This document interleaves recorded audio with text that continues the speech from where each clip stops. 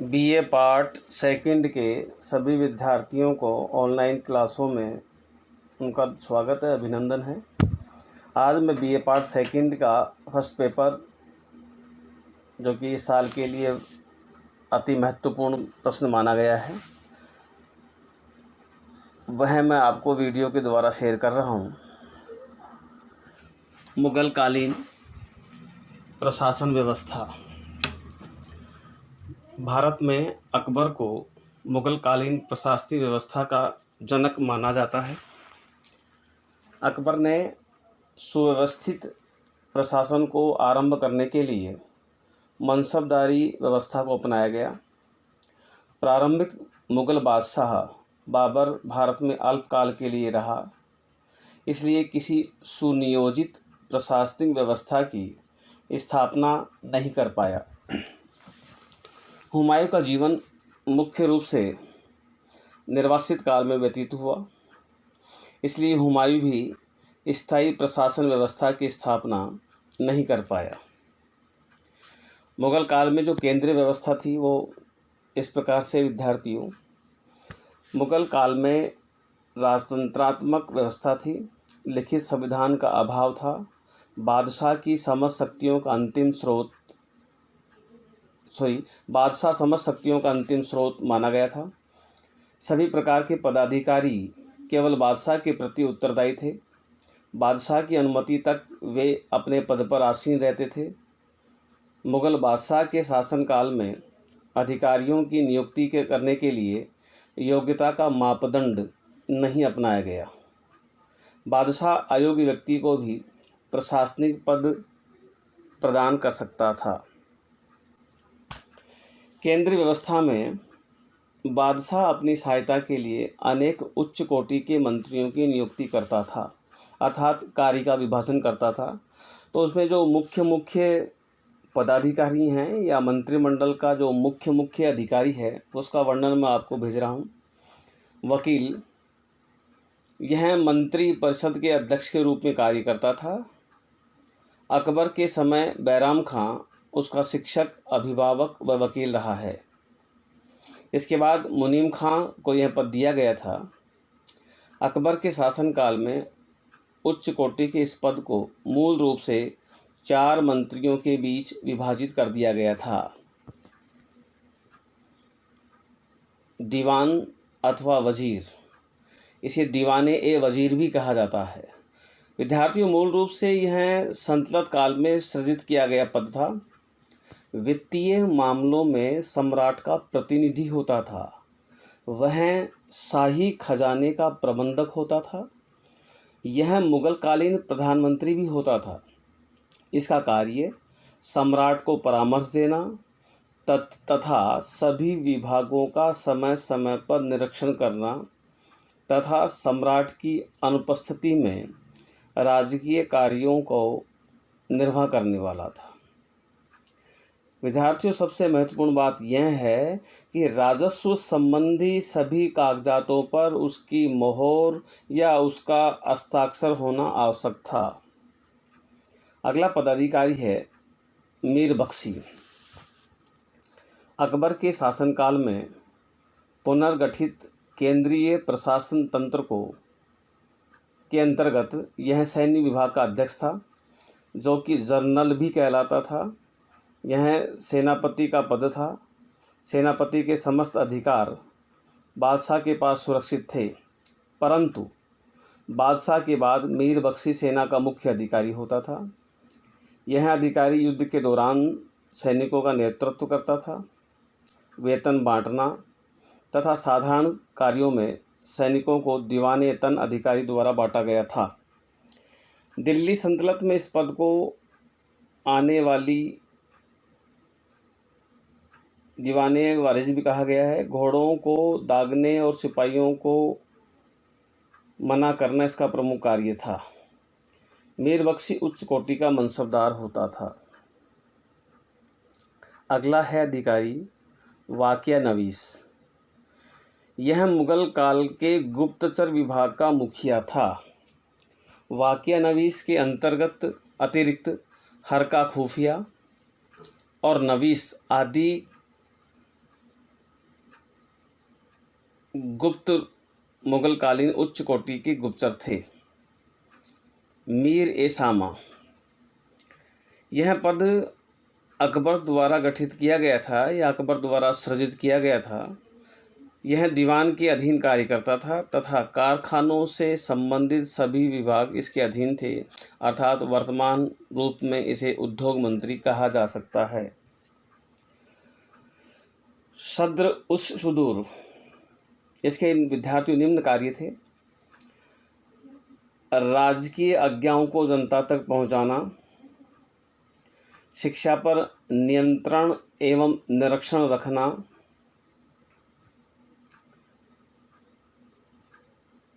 काजी एवं न्याय संबंधी अधिकारियों की नियुक्ति करना। यह दान विभाग का मुखिया भी होता था। न्याय करते समय इस पद का नाम काजी उल कुजात होता था। प्रांतीय व्यवस्था, मुगल काल में प्रांतों को सूबा कहा जाता था। सूबा का मुख्य अधिकारी सूबेदार अथवा गवर्नर होता था। फारसी साहित्य में सूबेदार को सिपल सालाहर भी कहा गया है। प्रशासन की सबसे छोटी इकाई गांव थी, जिसका मुखिया मुकद्दम होता था। कई गांवों के समूह को परगना कहा जाता था और कई परगनों के समूह को प्रांत अथवा सूबा कहा जाता था। मुगल काल में बादशाहों के द्वारा प्रांतों की संख्या भिन्न भिन्न थी। जैसे अकबर के काल में प्रांतों की संख्या 15 थी। शाहजहाँ के शासनकाल में प्रांतों की अथवा सूबों की संख्या 18 थी, जबकि औरंगजेब के शासनकाल में सूबों की संख्या 21 थी। मुगल काल में जिलों को परगना अथवा महल कहा जाता था, जिसके अंतर्गत अनेक गांव के समूह होते थे। मुगल काल में छोटी छोटी बस्तियों को नंगला कहा जाता था। मुगल काल में इनके अलावा मुख्य अधिकारी भी होता था, जिसकी सहायता से कानून गो, कारकुन, देशमुख आदि पदाधिकारी होते थे। गांव का मुखिया मुकद्दम होता था। इसकी सहायता के लिए पटवारी और कारकुन तथा लिपिक होते थे। मुकद्दम का मुख्य कार्य ग्रामीण जीवन एवं स्वीकृत आचार व्यवहारों के पालन की व्यवस्था करना था। न्यायिक व्यवस्था, मुगल काल में न्याय का आधार स्तंभ इस्लाम धर्म के नियम थे। मुगल शासकों ने न्याय की विशेषता को बनाए रखने के लिए पूर्ण प्रयास किया था। अकबर प्रत्येक गुरुवार को यानी बृहस्पतिवार को न्यायिक कार्य करता था, जबकि जहांगीर ने शिकायतों को सुनने के लिए आगरा के शाहबुर्ज में 50 घंटियां लगाई थी, जो कि 30 गज लंबी जंजीर से बंधी हुई थी। जहांगीर प्रत्येक मंगलवार को न्यायिक कार्य करता था। इसी के साथ विद्यार्थियों, औरंगजेब प्रत्येक बुधवार को न्यायिक कार्य करता था। आगामी प्रतियोगिता परीक्षाओं में यह प्रश्न काफ़ी बार पूछा गया है, तो इसे दोबारा मैं रिपीट करता हूँ। अकबर गुरुवार को न्यायिक कार्य करता था, जहांगीर मंगलवार को न्यायिक कार्य करता था और औरंगजेब प्रत्येक बुधवार को न्यायिक कार्य करता था। मुगल शासन व्यवस्था में अपराधियों को 4 प्रकार के कठोर दंड दिए जाते थे, जिसमें पहला है हद, यानी ईश्वरीय अपराध का दंड, जो क्षमा योग्य नहीं होता था। दूसरा दंड है ताजीम, अपराधियों को सुधारने के लिए दिया गया दंड ताकि अपराध कम हो सके। तीसरा है किसास, इसे हम फौजदारी मुकदमा भी कह सकते हैं। हत्या, गहरी चोट के बदले दिया गया दंड, जैसे दांत के बदले दांत, आँख के बदले आँख, अर्थात जैसे को तैसा। चौथा प्रकार का दंड था विद्यार्थियों तहसीर, इसमें सार्वजनिक निंदा द्वारा अपराधियों को लज्जित किया जाता था, यानी अपराधियों की बेइज्जती की जाती थी ताकि अपराध वो भविष्य में ना कर सके। बादशाह के पश्चात काजी उल कुजात मुख्य न्यायाधीश होता था। सैन्य अधिकारी अभियानों के दौरान काजी ए लश्कर द्वारा न्याय कार्य किए जाते थे।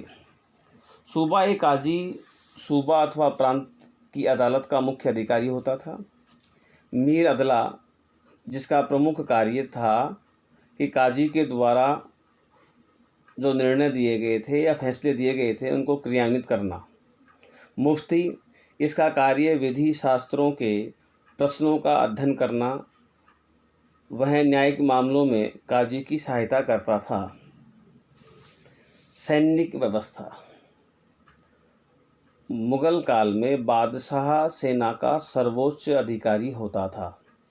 बादशाह की सहायता के लिए मीर बख्शी नामक व्यक्ति को सेनापति का पद दिया गया था।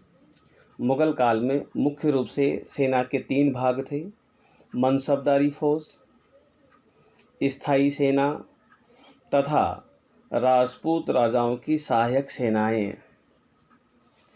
मुगल काल को सैनिक दृष्टि से निम्न भागों में बांटा गया था: पैदल सैनिक, जिनको पदादी सैनिक भी कहा गया है; घुड़सवार सैनिक, यानी जो घोड़े पर बैठकर युद्ध करते थे; तीसरा है अहेरी सैनिक, जो कि सम्राट के व्यक्तिगत सैनिक हुआ करते थे; दाखिले सैनिक, वे सैनिक जिनके घोड़ों पर सरकारी दाग लगाया जाता था तथा वह सिपाही अपने घोड़े एवं अस्त्र शस्त्र स्वयं लाते थे।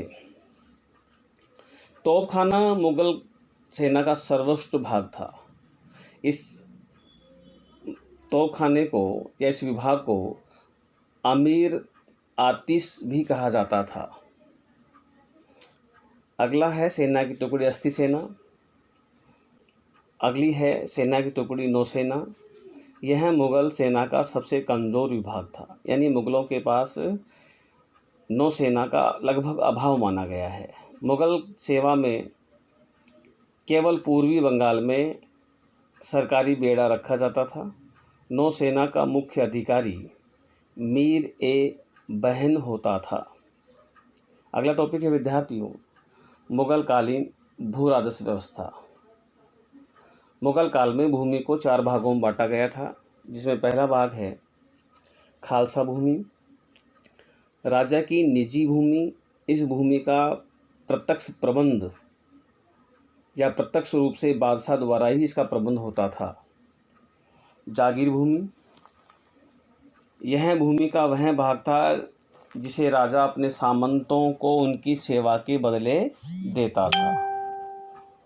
भौम भूमि, मंदिरों अथवा मस्जिदों को दान दी जाने वाली भूमि। भौम भूमि से किसी भी प्रकार का कर प्राप्त नहीं होता था, यानी भौम भूमि को कर मुक्त रखा गया था। माफी भूमि। अगला टॉपिक विद्यार्थियों, देहसाला पद्धति, यानी अकबर के शासनकाल में भूमि कर को वसूल करने के लिए देहसाला पद्धति थी। इस पद्धति के जनक राजा टोडरमल थे।